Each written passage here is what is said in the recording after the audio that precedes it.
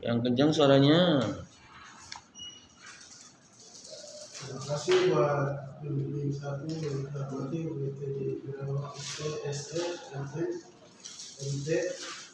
dan pembimbing 2 Basuki Arianto, SD, MM, dan juga penguji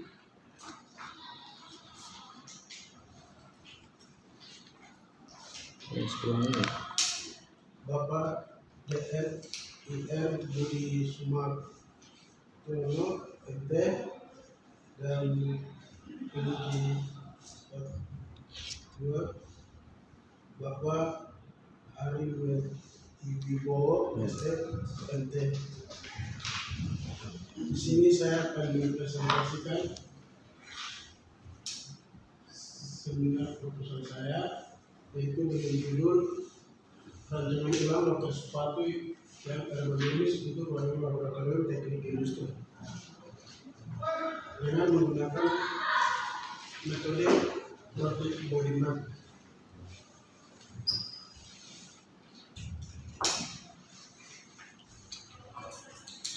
Bab 1, landasan teori. Landasan teori ada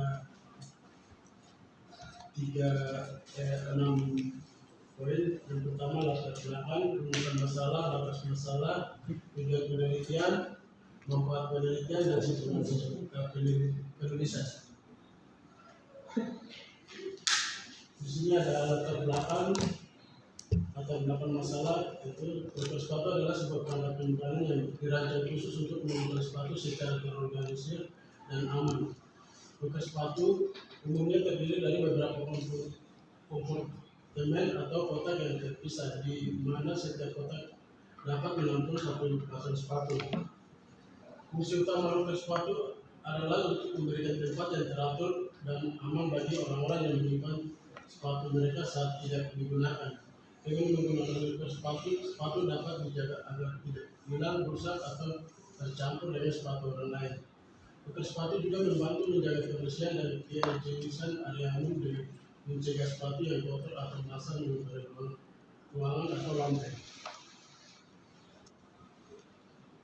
Selanjutnya ada rumusan masalah. Rumusan masalah ada 3 poin. Yang pertama, keluhan apa yang dirasakan oleh pengguna motor sepatu. Yang kedua, ada bagaimana bentuk dan dinamis motor sepatu yang ergonomis. Yang ketiga, ada berapa biaya pembuatan motor sepatu. Yang kedua, selanjutnya ada tujuan penelitian. Tujuan penelitian ada 2 poin.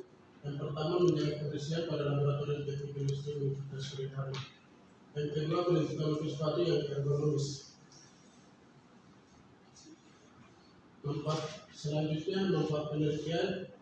Yang pertama, dapat memberikan kesan kepada pengguna motor sepatu. Yang kedua, dengan adanya motor sepatu yang dirancang dengan baik dan dapat mengurangi kekacauan atau keberantakan yang biasanya terjadi di laboratorium teknik industri Surabaya. Sistematis penulisan. Bab 1 pendahuluan, bab 2 landasan teori, bab 3 metodologi penelitian, bab 4 analisis dan pembahasan, bab 5 kesimpulan dan saran. Bab 2 landasan teori. Landasan teori ada 4 poin. Yang pertama, perancangan produk ergonomi. Yang ketiga ada antropometri. Yang keempat ada body map. Perancangan produk. Perkembangan pembuatan dan pembuatan motor sepatu dan perkembangan sosial, fungsi dan pengguna telah mengalami perubahan dan mencolok. Pada pemula industri, perencanaan dan pembuatan merupakan orang yang sama. Dalam hal demikian motor sepatu hanya sebagai produk yang kurang laku di pasar, tetapi motor sepatu memiliki fungsi tersendiri. Maka dari itu, penelitian mengambil produk ini untuk dirancang ulang sesuai dengan data-data yang sudah ada untuk melakukan perancangan pada motor sepatu yang ada pada laboratorium teknik industri Universitas Surabaya. Ergonomi. Selanjutnya ada ergonomi atau ergonomis. Sebenarnya berasal dari kata Yunani yaitu ergo yang berarti kata kerja nomos yang berarti aturan atau hukum. Ergonomi mempunyai berbagai batas arti. Di Indonesia disepakati bahwa ekonomi adalah ilmu serta penerapan yang berusaha untuk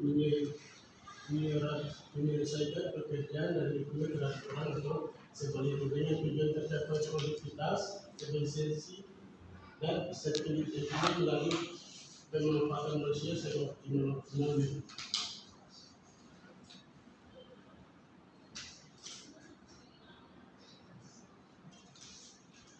Analisa dan penelitian ekonomi meliputi hal-hal berkaitan dengan ini, yaitu A. Ekonomi atau struktur, B. Psikologi yang fisiologis mengenai fungsi otak atau sistem syaraf yang berperan dalam tingkah laku manusia, dan C. Kondisi-kondisi kerja yang dapat menyebabkan baik waktu yang pendek maupun panjang ataupun membuat celaka manusia dan sebaliknya kondisi-kondisi kerja yang membuat kerja manusia.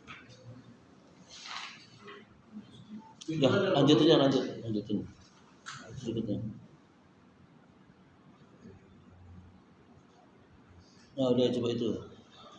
Antropometri. Istilah antropometri berasal dari antro, yaitu berarti manusia, dan metri yang berarti ukuran. Secara definisi, antropometri dapat dinyatakan sebagai satu studi yang berkaitan dengan pengukuran dimensi tubuh manusia.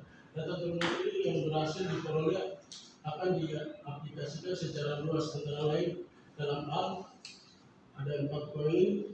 Pertama, perancangan area kerja, perancangan peralatan kerja seperti mesin,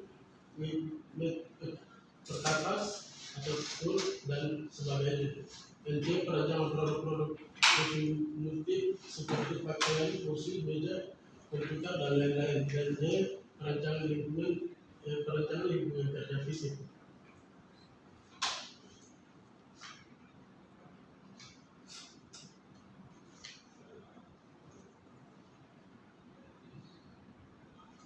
Selanjutnya adalah logistik demand.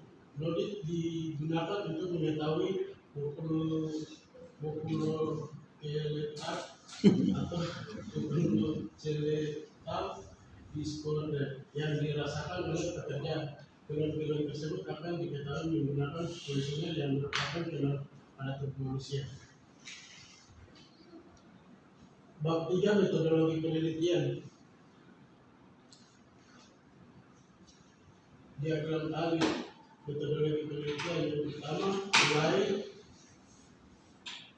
terus studi lapangan, studi pustaka, terus mengidentifikasi masalah, perumusan masalah, pengumpulan data. Pengumpulan data dibagi menjadi 2, data primer dan data sekunder.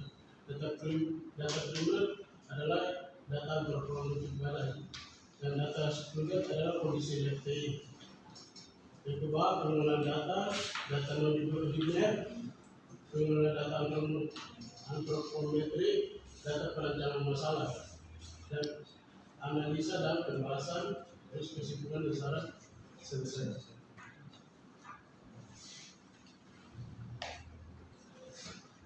Oke, silakan duduk kembali. Duduk, Mas. Oke.